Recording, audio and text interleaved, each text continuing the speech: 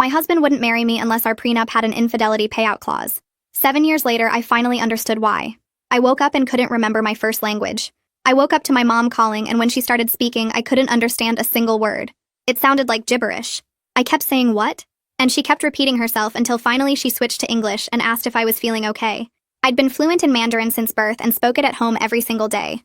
My parents had insisted on Mandarin only until I started school, and even then we used it exclusively in the house. But now it sounded like random noise with no meaning at all. Not even familiar noise like when you hear a language you recognize but don't speak. This was nothing.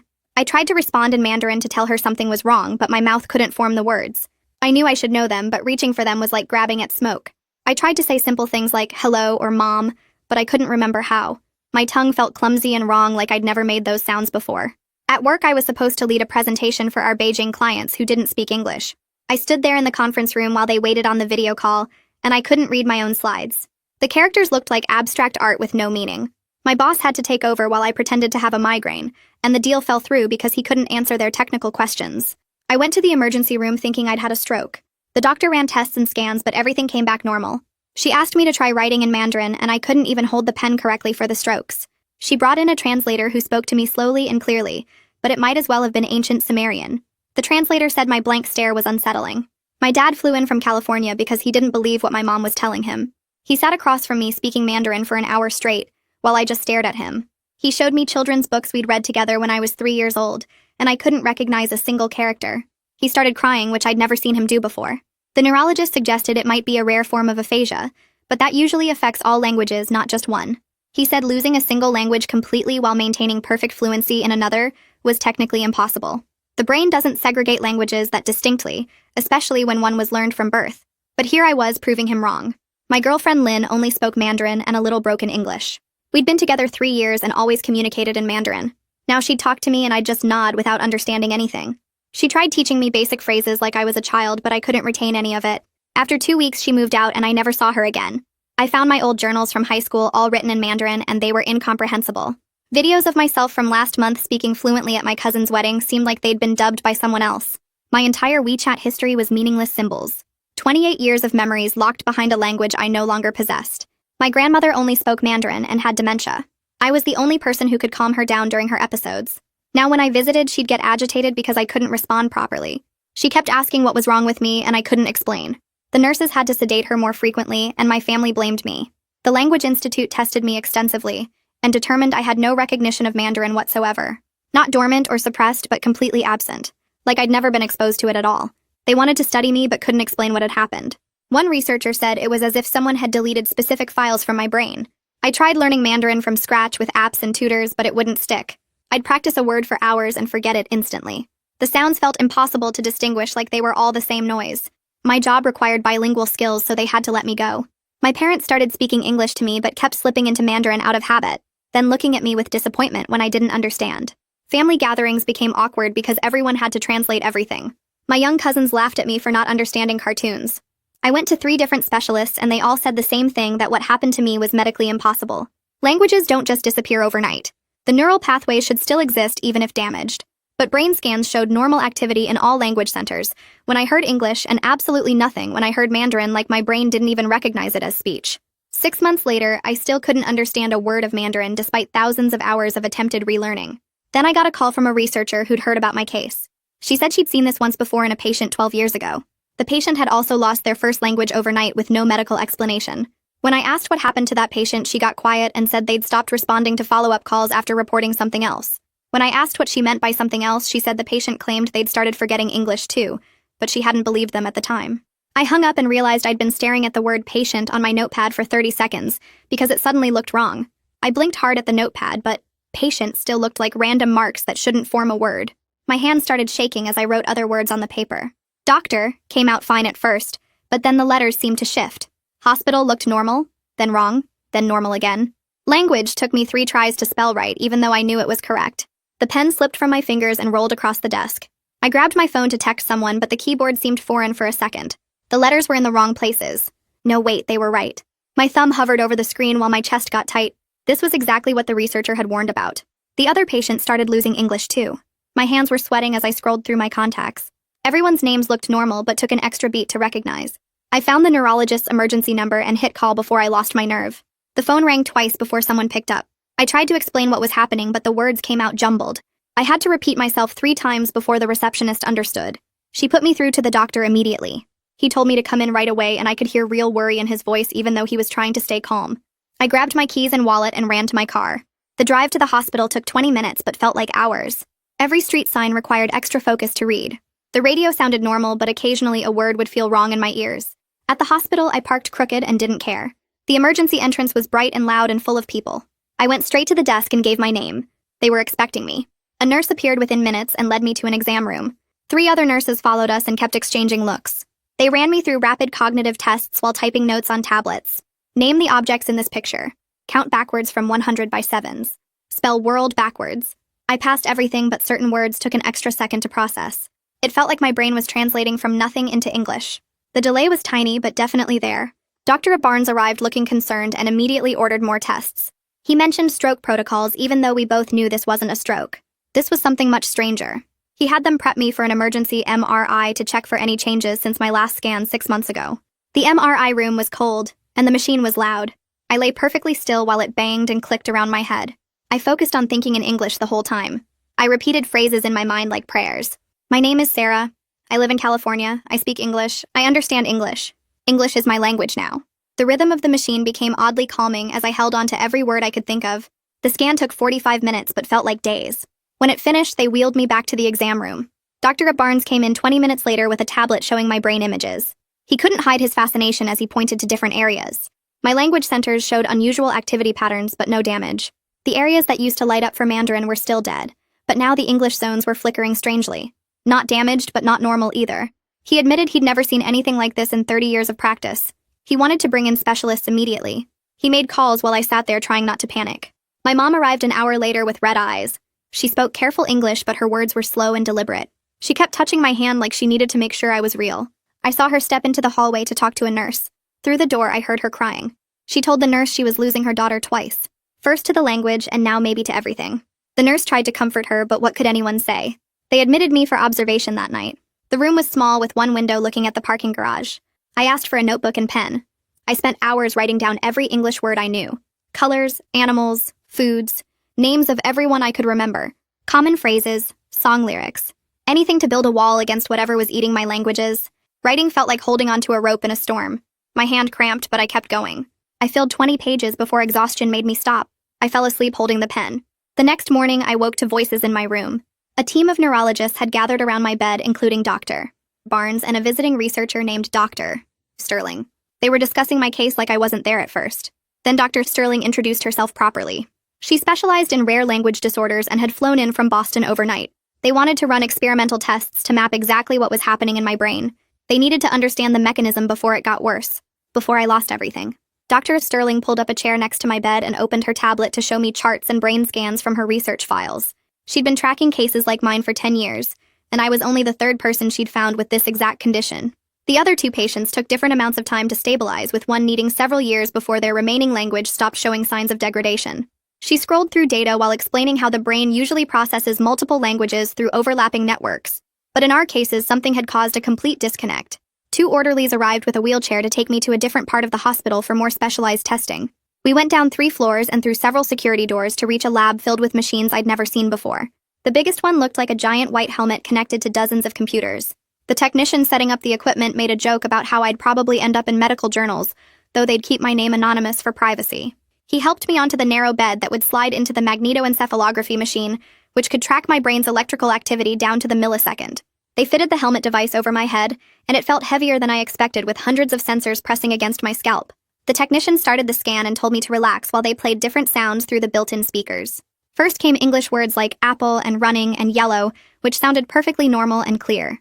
Then they switched to Mandarin phrases, and my brain heard them as meaningless noise like static or random tones with no pattern. The machine recorded everything while I lay there for 40 minutes listening to alternating sets of English and Mandarin. When they finished, Dr. Sterling came back with printouts showing colorful brain maps from the scan. She pointed to areas that lit up bright orange and red when I heard English showing normal language processing in all the expected regions. But the Mandarin sections showed almost nothing, just faint blue spots that indicated my brain wasn't even recognizing it as language at all.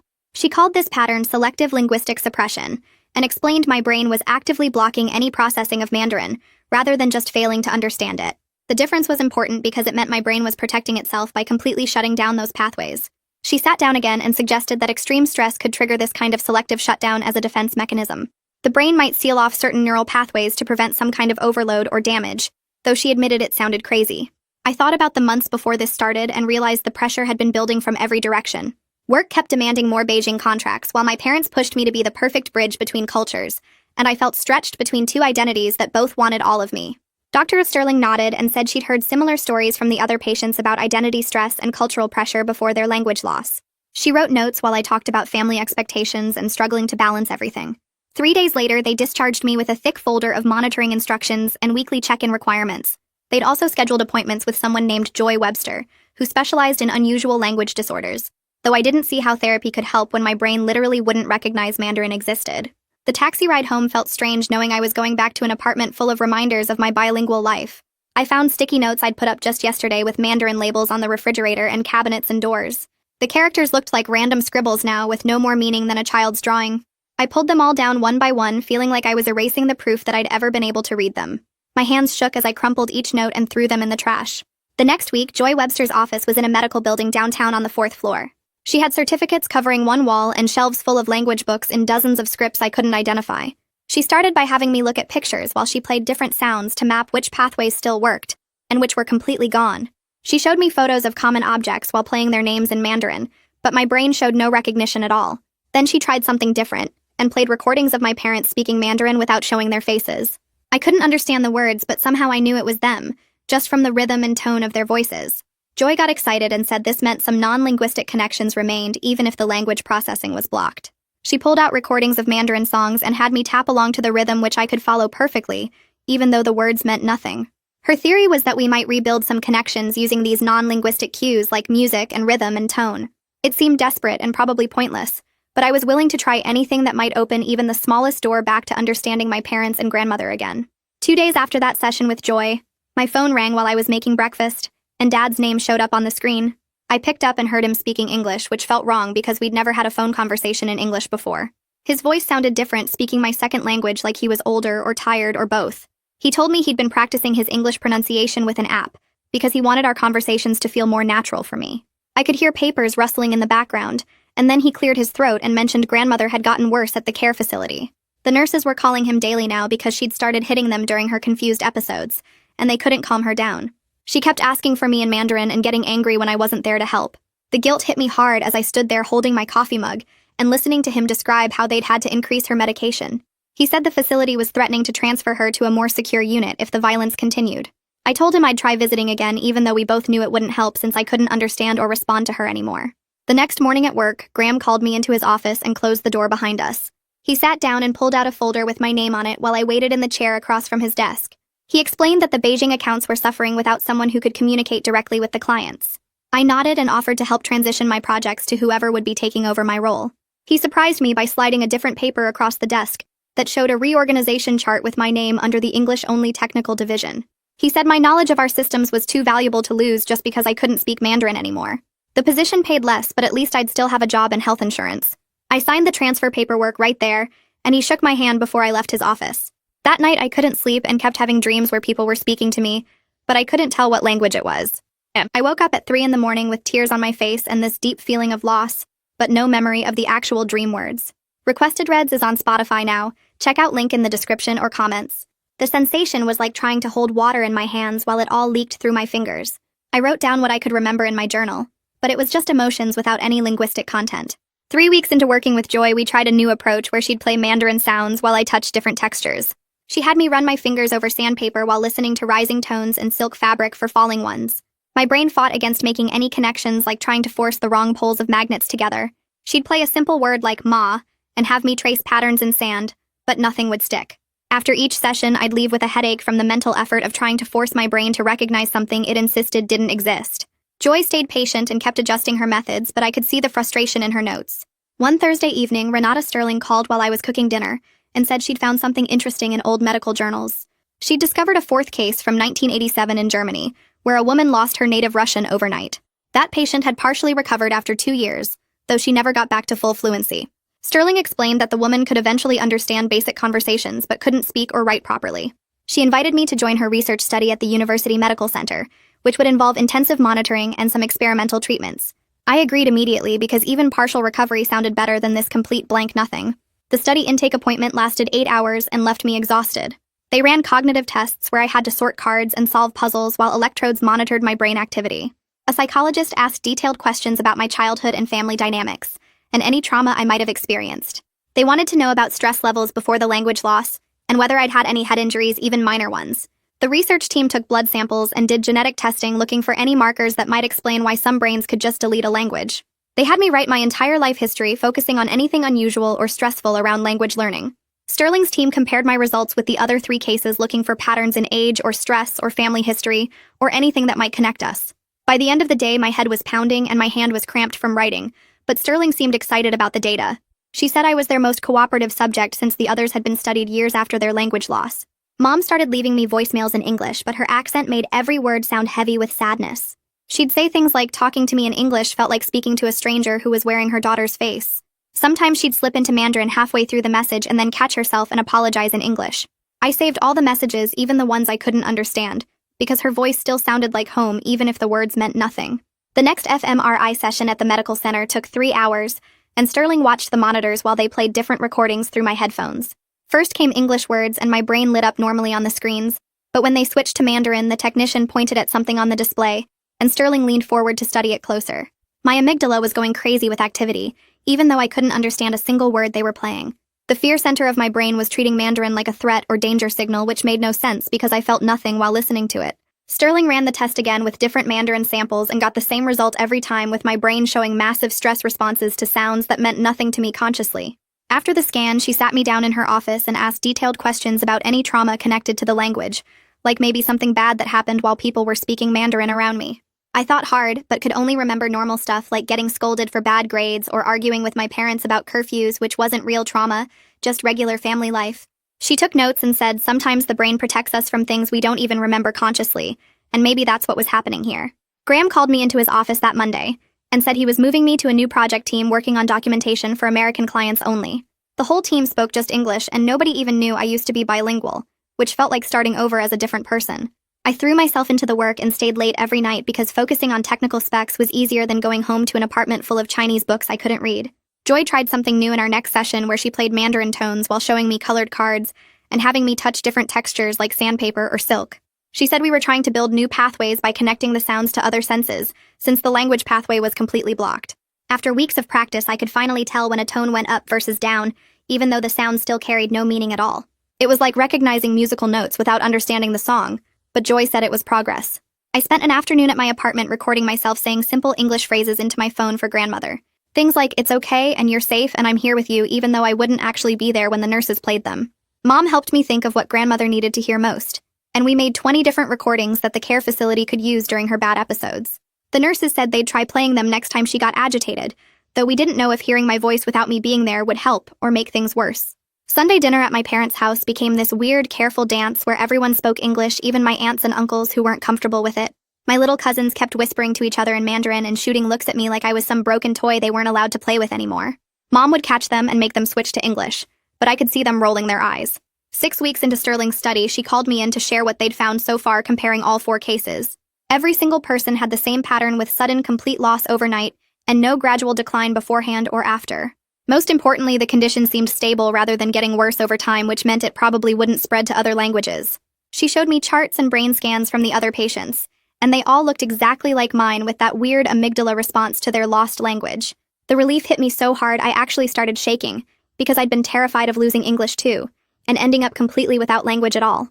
Sterling said I should still come in for monitoring every month, but she was confident English would stay intact based on the other cases who'd been stable for years. That night, I tried texting Lynn through a translation app, typing in English and having it convert to Chinese characters before sending. The app showed delivered, but she never responded, and I stared at my phone for hours, waiting for those 3 dots that never appeared. A mutual friend told me a week later that Lynn was seeing someone new, and they'd moved in together already. She said Lynn seemed happy with someone who could actually understand her completely without needing apps or translations. The research team published their preliminary findings in a neurology journal with me listed as patient C alongside the others. Reading about myself in clinical terms felt weird, like looking at my life through a microscope. They described my case as complete selective aphasia, with preservation of secondary language, and noted the unusual amygdala activation pattern during exposure to the lost language. The paper said more research was needed to understand the mechanism, but their working theory involved the brain creating a protective barrier against specific linguistic input, possibly triggered by psychological factors they hadn't identified yet. Joy called me the next morning and said we needed to change our approach completely since the recovery methods weren't working after months of trying. She had me come in that afternoon and showed me new exercises focused on accepting the loss rather than fighting it. We started with simple recognition drills where she'd play recordings of different Mandarin speakers showing various emotions without trying to understand the words themselves. I sat there listening to angry voices, sad voices, scared voices, and slowly started picking up the patterns in tone and rhythm, even though the words meant nothing. She had me close my eyes and just focus on the emotional energy behind the sounds, rather than trying to decode meaning that wasn't there anymore. After 2 weeks of this new approach, I could tell when someone speaking Mandarin was upset versus calm, though I still couldn't respond or understand any actual words. The breakthrough came when I visited grandmother and heard her speaking to the nurse in that high, tight voice she used when scared. I couldn't understand what she was saying, but I knew she was frightened and grabbed her hand, which seemed to help even though I couldn't say anything back.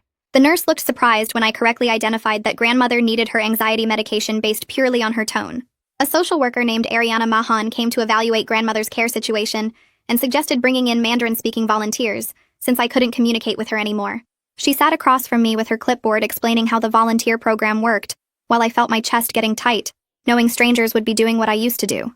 Ariana said she understood it was hard, but grandmother's needs had to come first, and she was right, even though it hurt to admit. The volunteers started the following Tuesday.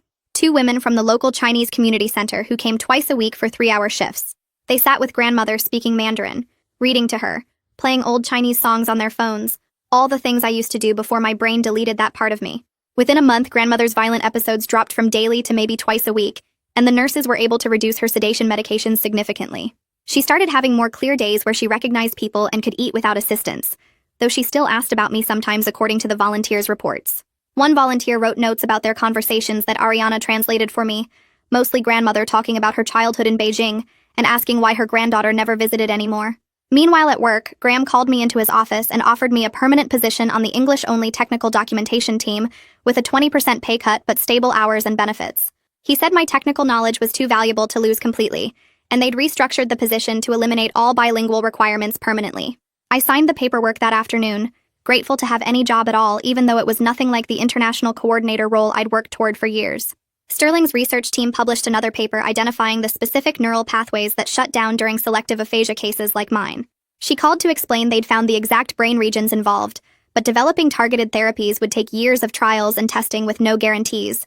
Her team had mapped the disconnection between language recognition and processing centers, showing how the brain could completely wall off one language while preserving another perfectly. She said maybe in 5 or 10 years there might be experimental treatments, but nothing that would help me now or probably ever. Joy found a support group for people with various language disorders that met Thursday evenings at the community center near my apartment. I walked into that first meeting seeing people with stroke damage, brain injuries, developmental disorders, all of us missing pieces of language in different ways. The facilitator had us go around introducing ourselves and our conditions, and I explained my selective aphasia while others nodded with understanding. One man who'd had a stroke 2 years ago grabbed my arm after the meeting and said at least I'd kept one language completely intact. He struggled with both English and Spanish now, mixing them up constantly, forgetting basic words in both, and said he'd give anything to have even one language work perfectly like mine did. That comment stayed with me all week because I'd been so focused on what I'd lost that I hadn't considered how much worse it could be. The next time Mom called, we tried something new where she'd use simple English but add lots of photos and videos to help explain things. She'd take pictures of what she was cooking and send them while we talked, or share old family photos while telling stories, building new ways to connect without Mandarin. We developed this whole system of gestures and visual cues for our video calls, pointing at things, using hand signals, almost like a private sign language just for us. It felt strange at first, but after a few weeks it became our new normal, this different way of being mother and daughter. Dad flew in for my birthday in March and insisted on taking me to our favorite dim sum place downtown, even though I couldn't read the menu anymore. He ordered for both of us, pointing at items on the cart, speaking rapid Mandarin with the staff while I sat there smiling and nodding like I understood. The waiter kept trying to talk to me in Mandarin, and Dad would jump in to answer, making excuses about me having a sore throat, protecting me from the embarrassment of explaining.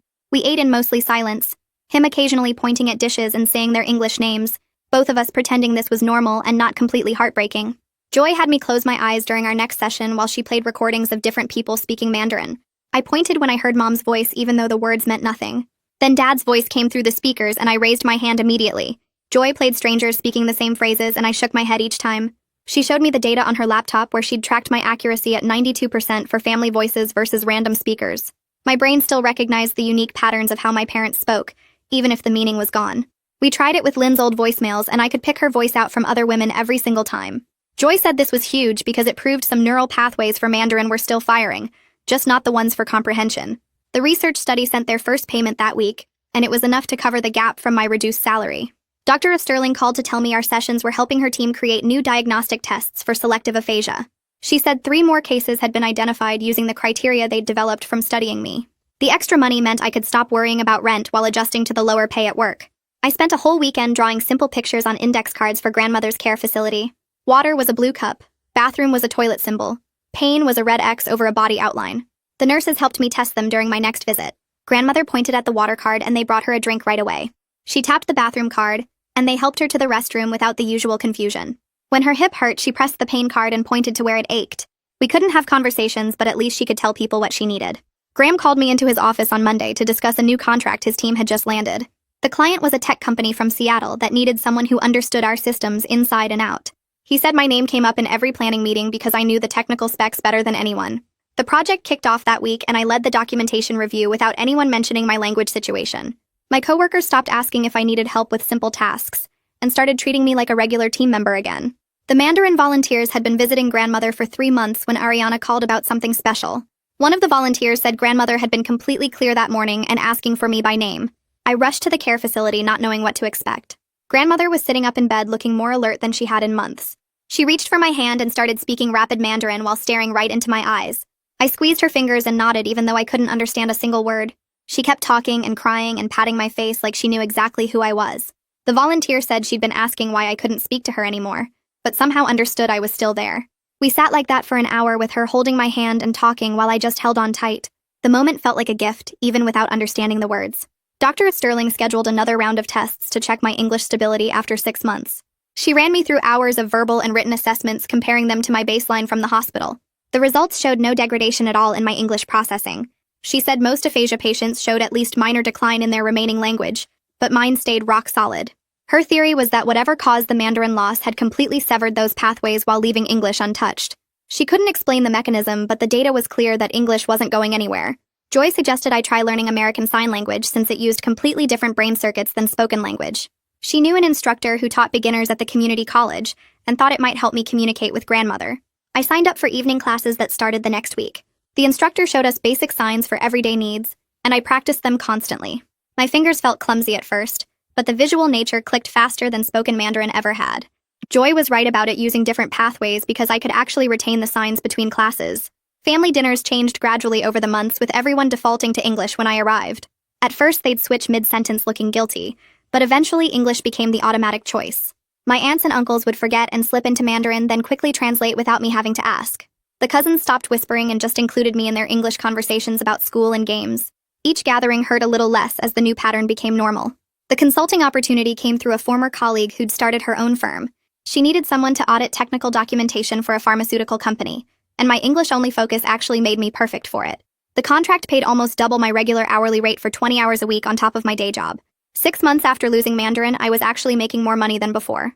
Mom called one evening to talk about my youngest cousins starting kindergarten soon. She mentioned she'd been teaching them more English at home to help them prepare for school. Then she paused and said it was also so they could talk to me better. She'd been reading English books with them every night and playing word games in the car. The kids were picking it up fast and loved showing off new words when they saw me. 3 weeks later, Dr. Sterling sent me a thick envelope with her published paper inside, and my case taking up 12 pages of detailed analysis. She'd changed how neurologists understood language organization in the brain, because my scans proved languages could exist in completely separate neural networks without any overlap. The paper included color-coded brain images showing my English pathways lighting up normal, while the Mandarin regions stayed dark as empty rooms. She called that afternoon to tell me medical schools were already updating their textbooks based on her findings, and 3 other patients with similar symptoms had contacted her since publication. The research changed diagnosis protocols worldwide and gave doctors new ways to identify selective aphasia before patients spent months thinking they'd had strokes. Meanwhile, the Mandarin volunteers Ariana arranged started visiting grandmother 3 times a week, and one named Mrs. O'Lock began teaching me her recipes without using any words at all. She'd arrive at grandmother's care facility with bags of ingredients and guide my hands through chopping vegetables while grandmother watched from her chair. We'd work side by side at the small kitchen counter while Mrs. Alok showed me exact knife angles for cutting bok choy and the right wrist motion for stirring soup. Her hands would correct mine when I held the cleaver wrong or added too much soy sauce. Grandmother would smell the familiar food cooking and calm down even during her confused episodes. After 6 weeks, I could make her favorite winter melon soup perfectly, and Mrs. Alok would nod approval while grandmother ate every drop. The routine gave structure to visits that used to leave me crying in the parking lot. I started noticing other changes too, like how my work improved once I stopped splitting focus between 2 languages. Graham noticed my documentation had gotten clearer and more detailed since I could concentrate fully on English technical terms. My error rate dropped to almost 0, and clients started requesting me specifically for their projects.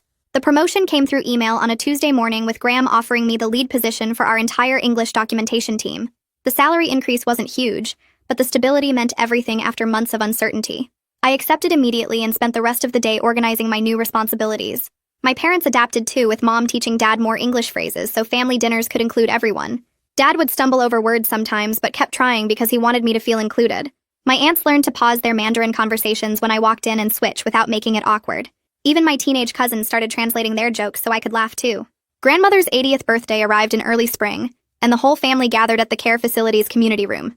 Mom had decorated with red and gold streamers while my aunts brought traditional foods they'd spent days preparing. When it came time for toasts, everyone automatically switched to English without anyone asking. Dad stood up first and said grandmother had given our family its strength even if she couldn't understand his words right now. My uncles followed with their own English speeches about her courage coming to America and raising 8 children. Grandmother sat in her wheelchair smiling at the warm voices even though the words meant nothing to her. She could feel the love in how we spoke, and that seemed enough. After cake, I noticed something strange while helping clean up. The exit sign above the door suddenly made sense not as English but as 2 simple Chinese characters I recognized. Over the next days, I started seeing patterns in other signs like the character for danger on cleaning supplies and my own family name on mail. It wasn't reading exactly, but more like recognizing shapes I'd seen thousands of times before. My brain had kept some visual memory, even if the language meaning stayed locked away. I could identify about 20 characters total, mostly simple ones for water, fire, person, big, small. Joy said this was my brain trying to rebuild connections through pure pattern recognition instead of language processing. The fear of losing English haunted me constantly after that first phone call about the other patient. I started keeping detailed journals in English and recording myself reading technical manuals as backup proof I still had language. My savings account grew steadily as I put away half my salary in case I needed medical care or couldn't work anymore. I documented every important piece of knowledge I had and shared passwords with my parents. Mom found me one night organizing flashcards with basic English words and held me while I shook with fear that I'd wake up understanding nothing at all. She promised they'd take care of me no matter what happened, but the terror never fully left. 8 months after that terrifying morning when Mandarin disappeared, I'd built something smaller but solid with the language I had left. My job had shifted from international coordinator to English documentation lead, but I excelled at it and felt proud of my work. Grandmother got excellent care from the Mandarin volunteers who became her friends, while I supported her in other ways like managing her medical appointments and insurance. My family found new ways to include me in everything from holiday planning to cousins' homework help. The grief of losing half my identity would always hurt, but it no longer drowned out everything good in my life. And that's today's wrap-up. I always want to leave you with more than just a story. Hit subscribe and let's keep building on it.